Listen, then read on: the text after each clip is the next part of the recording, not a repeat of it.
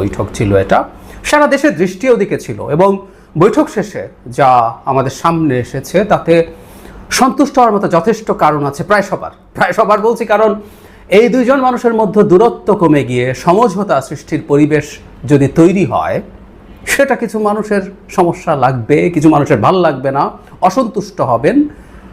সেই মানুষগুলো বাদ দিয়ে যারা আমরা বাংলাদেশে একটা স্মুথ ডেমোক্রেটিক ট্রানজিশন চাই, আমরা আপাতত, আমি আবারও বলছি, আমরা আপাতত সন্তুষ্ট যা ফলাফল হয়েছে সেটাই। কেন আপাতত বলছি সেটা নিয়েও কথা বলতে চাই, এবং কারা অপছন্দ করছে তাতে সম্ভবত এটা ক্লিয়ার হয়ে যাবে।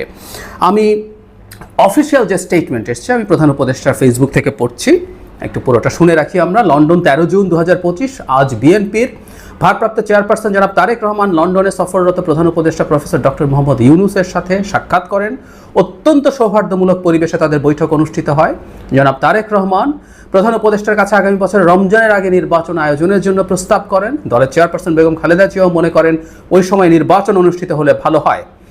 প্রধান উপদেষ্টা বলেন যে তিনি আগামী বছরের এপ্রিলের প্রথমার্ধের মধ্যে নির্বাচন অনুষ্ঠানের ঘোষণা দিয়েছেন। সকল প্রস্তুতি সম্পন্ন করা গেলে 2026 সালের রমজান শুরু হওয়ার আগের সপ্তাহেও নির্বাচন আয়োজন করা যেতে পারে। সেক্ষেত্রে ওই সময়ের মধ্যে সংস্কার ও বিচারের বিষয়ে পর্যাপ্ত অগ্রগতি অর্জন করা প্রয়োজন হবে। জনাব তারেক রহমান প্রধান উপদেষ্টার এই অবস্থানকে স্বাগত জানান এবং দলের পক্ষ থেকে তাকে ধন্যবাদ জ্ঞাপন করেন।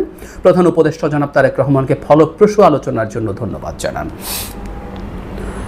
আমরা সম্ভবত এটা ধরে নিতেই পারি, এর মধ্যে কিছু ডিপ্লোম্যাটিক ল্যাঙ্গুয়েজ থাকবে, সেটা হচ্ছে আগামী ফেব্রুয়ারির ফার্স্ট উইক বা সেকেন্ড উইকের মধ্যেই নির্বাচন হচ্ছে। অনেক জায়গায় একটা তারিখও আসছে, আমরা সরিয়ে রাখি। সো আমরা এটা ধরেই আলোচনাটা করি, কারণ না হলে এই ধরনের একটা যৌথ বিবৃতি আসতো না। আমি এটুকু বিএনপির বিভিন্ন ক্ষেত্রে reaction, official reaction, unofficial reaction সব কিছু মিলিয়ে বলা যায় এপ্রিলে নির্বাচন কোনোভাবেই বিএনপি মেনে নেবে না। এবং যে ধরনের একটা সৌহার্দ্যমূলক স্টেটমেন্ট এসছে যেখানে তাকে কোট করা হচ্ছে যৌথ বিবৃতি, তারপরে বিএনপি এটাকে এন্ডোর্স করে, তাতে বোঝা যায় এই ধরনের একটা সমঝোতা হয়েছে। আমরা এটা ধরেই ফার্দার আলোচনা এগিয়ে যাই। তো তাহলে এই ঘটনাটা ঘটছে। আমি বেশ আগে থেকে বলছিলাম এই দুই নেতা যখন বসছেন, একজন আমাদের এই মুহূর্তে রাষ্ট্রের দায়িত্বে আছেন, আর একজন একটা সবচেয়ে বড় রাজনৈতিক দলটার প্রধান ব্যক্তি, তারা বসতে চেয়েছেন, এটা itself is a very good news. কারণ সাম্প্রতিক সময়ে সরকারের দিক থেকে, আই রিপিট, সরকারের দিক থেকেই এমন কতগুলো কাজ করা হয়েছিল, এবং সর্বশেষ প্রধান উপদেষ্টা জাপানে গিয়ে যেভাবে বিএনপিকে ডেমোনাইজ করার চেষ্টা করেছিলেন, একটা উত্তেজনা তৈরি হয়েছিল এবং এটা খারাপের দিকে যাচ্ছিল। সৌভাগ্য যে এটা শেষ হয়েছে এবং সরকারের দিক থেকে এই পদক্ষেপকে আমি খুবই সাধুবাদ জানাই। আমাদের ঝুঁকি কি আছে, আমি আসবো সেই জায়গায়। কেউ কেউ বলতে পারেন যে প্রধান উপদেষ্টা তার অবস্থান থেকে সরে আসাটা কেমন হবে, তিনি তো এপ্রিলের কথা বলেছেন। আমি ধারণা করি তাকে কেউ কেউ উস্কাতে পারে এটা বলে যে আপনি তো এটা বললেন, এটা এখন কেন করবেন, আপনার তো একটা প্রেস্টিজ আছে, ইত্যাদি ইত্যাদি বলে তাকে উস্কে দেওয়ার চেষ্টা থাকতে পারে।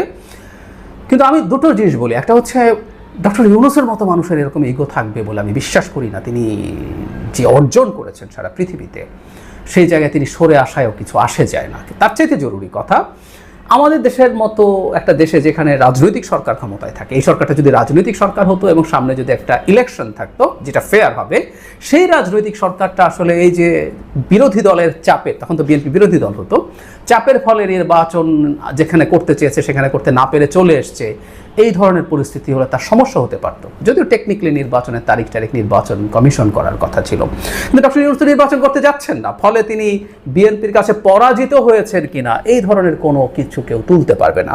এবং এক অর্থে বিএনপিও জিতে গেছে তা না, বিএনপি ডিসেম্বরে নির্বাচন চেয়েছে, তারা সেটা থেকে ফ্লেক্সিবল হয়ে দুপক্ষই মাঝামাঝি একটা জায়গায় এসছে। এটা খুবই জরুরি। একটা ভালো নেগোসিয়েশন মানেই হচ্ছে দুই পক্ষ ছাড় দেবে, এবং দুই পক্ষ আন্তরিক ছিল বলেই এটা করা গেছে ফর দ্য টাইম বিং। আমি ধারণা করি তারা দীর্ঘ সময় 1-to-1 আলোচনা করেছেন, এটাই হওয়া জরুরি ছিল। আমি আমার টেকে বলেছি এই 1-to-1 আলোচনায় তারা নিশ্চয়ই তাদের মধ্যকার ব্যক্তিগত বা ভবিষ্যতের রাষ্ট্র নিয়ে আরও অনেক আলোচনা করেছেন, এবং বিএনপির এই এক্সপেকটেশন ফুলফিলমেন্টের সাথে হয়তোবা সরকারের দিক থেকেও প্রধান উপদেষ্টার কিছু এক্সপেকটেশন আছে, সেগুলো নিয়ে আলোচনা হয়েছে। বিএনপি কিছু ক্ষেত্রে ছাড় দেওয়ার জন্য প্রস্তুত থাকবে বলে আমি ধারণা করি। আমরা এভাবেই এগিয়ে যেতে চাই, কিন্তু এখানে একটা কিন্তু আছে। আমি মনে করি বিএনপির খুব বেশি সন্তুষ্টি বা আত্মতৃপ্তিতে ভোগা উচিত হবে না। আমি আবারও বলছি, খুব বেশি সন্তুষ্টি বা আত্মতৃপ্তিতে ভোগা উচিত হবে না। বিএনপিকে মাঠে যথেষ্ট সজাগ সতর্ক থাকতে হবে, কারণ এই সরকারের না অনেকগুলো পাওয়ার সেন্টার আছে। আমি দুটো উদাহরণ দিই। অন্তত একটা, প্রথমটা খুবই অনেকের মনে পড়ে যাবে, আরেকটা অনেক দিন থেকে বলছি, আমি আবারও বলতে চাই। প্রথমটা হচ্ছে কয়েক মাস, 1.5-2 মাস আগে হবে, প্রধান উপদেষ্টার সাথে ঐক্যমত্য কমিশনের 3 জন গুরুত্বপূর্ণ সদস্য জনাব আলী রিয়াজ, জনাব মদিউল আলম মজুমদার এবং জনাব মনির হায়দার দেখা করেছিলেন। দেখা হওয়ার পর মিডিয়ার সামনে আসলো যে তারা মিডিয়াকে জানিয়েছেন প্রধান উপদেষ্টা, এই কথাটা খেয়াল করুন, প্রধান উপদেষ্টা বলছেন ডিসেম্বরের মধ্যে নির্বাচনের জন্য প্রয়োজনীয় সংস্কার আপনারা দ্রুত করে ফেলুন, মানে একটা তাগিদ উনি দিয়েছেন ডিসেম্বরে নির্বাচনের জন্য। অল্প সময়ের মধ্যে, 1 ঘন্টা 1 ঘন্টার মধ্যেই প্রেস টিম থেকে নতুন করে সংশোধনী দিয়ে বলা হলো যে না, যেই আগে যে কথাটা বলা হতো ডিসেম্বর থেকে জুনের মধ্যে নির্বাচনের কথাই প্রধান উপদেষ্টা বলেছেন। দেখুন, যে 3 ব্যক্তির নাম বললাম ঐক্যমত্য কমিশনের, আমরা দূর থেকে অনেকে চিনি, তাদের সম্পর্কে জানি, তাদের ক্যালিবার, তাদের ইন্টিগ্রিটি, আর আমরা অনেকে ব্যক্তিগতভাবে চিনি। ওনারা প্রধান উপদেষ্টার নামে একটা মিথ্যা কথা প্রেসে বলবেন, এটা হতেই পারে না। ঘটনা আসলে ঘটেছিল কি, প্রধান উপদেষ্টাটা চেয়েছিলেন, কিন্তু কেউ কেউ গিয়ে ওনাকে আবার এটা নিয়ে পাল্টা ধরে এই ধরনের একটা স্টেটমেন্ট নিয়ে এসছেন। তার মানে there is another power centre যেটা আসলে চাইনি ডিসেম্বরে নির্বাচনের কথাটা তখন আসুক। প্রধান উপদেষ্টার আওয়ামী লীগ নিষিদ্ধকরণ নিয়ে বহুবার বলেছি, উনি চাননি, কিন্তু এই কাজটা করা হয়েছে। উনি চাননি তো নিজের মুখে বারবার বলেছেন, কিন্তু চাপ দিয়ে তাকে এই কাজটা করানো হয়েছে। আমরা এভাবেই ধরে নিলাম যে প্রধান উপদেষ্টা নিজে এই প্রক্রিয়ার সাথে জড়িত নন, কিন্তু চাপ দেওয়ার ফলে তো তিনি তার কথা থেকে বেরিয়ে এসছেন। আমরা যারা এই প্রেস ব্রিফিংটা দেখেছিলাম, সেখানে আমি এটাও একটু কথা বলতে চাই, জনাব খলিলুর রহমান থাকা নিয়ে কেউ প্রশ্ন করছেন, সেটাও একটা গুরুত্বপূর্ণ প্রশ্ন, আমি সেটারও জবাব দেব। জনাব খলিলুর রহমান এবং জনাব আমির খসরু মাহমুদ চৌধুরী দুজন পাশাপাশি বসে যখন করছেন, তখন এনসিপির একটা প্রশ্ন তোলা হয়েছিল। এই প্রশ্নটা আমি তুলছি, সেটা হলো তারা বর্তমান নির্বাচন কমিশনের অধীনে নির্বাচন করবে না, তারা এটার পুনর্গঠন ছাড়া নির্বাচন করবে না। এই প্রশ্নটা তুলেছিল তারা রাইটলি। একটা সরকার আরেকটা রাজনৈতিক দলের জবাব তো তারা দেবেন না, রাইটলি সেটা হয়েছে। কিন্তু এখানেই সংকটটা, এবং এই সংকটটা কারো হয়ে এনসিপি তৈরি করছে। আমি সত্যি এভাবে বিশ্বাস করি, এটা এনসিপি নিজে থেকে এটাকে এজেন্ডা মনে করছে, আমার তা মনে হয় না। একটা পরিস্থিতি তৈরি করে রাখা হলো, আমি বলছি না যে পরিস্থিতি অনুযায়ী সব কিছু হবে, কিন্তু পরিস্থিতি তৈরি করে রাখা হলো। আমরা খেয়াল করি তো, যদি ফেব্রুয়ারির ফার্স্ট উইকে একটা শিডিউল নির্বাচন কমিশন ঘোষণা করে, বা এখনও বলা হচ্ছে নির্বাচন কমিশন নির্বাচনের তারিখ ঘোষণা করবে, যদি করে সাথে সাথে যদি এনসিপি বলে বা জামায়াত এই নির্বাচন কমিশনকে মানে না, তারা যদি বলে যে এই নির্বাচন কমিশনের ঘোষিত কোনো তারিখ আমরা গ্রহণ করি না, আবার যদি তারা মাঠে নামার চেষ্টা করে, আবার যদি তারা মোটামুটি সংখ্যক লোকজন জড়ো করতে পারে, একটা ব্লকেড তৈরি করতে পারে, তাহলে আবার সরকার কি এই জায়গায় থাকবে? গুরুত্বপূর্ণ প্রশ্ন।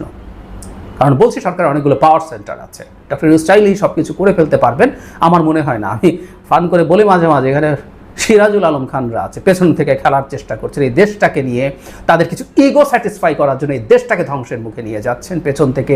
আবার কেউ খানিকটা প্রকাশ্যেও এসে এই কাজগুলো করছেন, এবং এনসিপির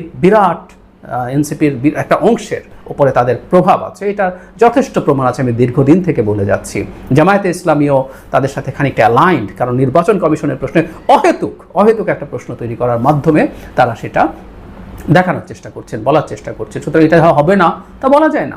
সুতরাং বিএনপিকে সতর্ক থাকতে হবে, এবং বিএনপিকে মাঠে তার প্রেজেন্স জারি রাখতে হবে নির্বাচন হওয়া পর্যন্ত। এটা ফর শিওর, যে কোনো কিছু ঘটানোর চেষ্টা কোনো না কোনো ফর্মে হতে পারে, সফল হবে তা বলছি না, কিন্তু কেওস তৈরি হওয়ার সুযোগ থাকে, এবং বিএনপি যদি তার প্রস্তুতি রাখে, সেই ক্ষেত্রে এটা কমব্যাট করা ইজিয়ার হবে।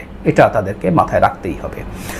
জনাব খলিল সাহেবকে রাখা নিয়ে অনেকে স্ট্যাটাস দিচ্ছেন যে ডক্টর ইউনূস আবারও বিএনপিকে বিদ্রুপতাচ্ছিল্য করলেন কিনা। আমি এটাকে একটু ভিন্নভাবে দেখতে চাই। এর আগে একটা বৈঠকে যখন আসিফ মাহমুদকে রাখা হয়েছিল, আমি সেটাকে ওভাবেই ইন্টারপ্রিট করছিলাম, কারণ তখন খুবই একটা টাফ সিচুয়েশনে এটা হয়েছে। এখন যে সিচুয়েশনটা হলো, এটা সরকারের দিক থেকে আগ্রহ হয়েছে, এবং আমরা একটা রিকনসিলিয়েশনের চেষ্টা দেখছি।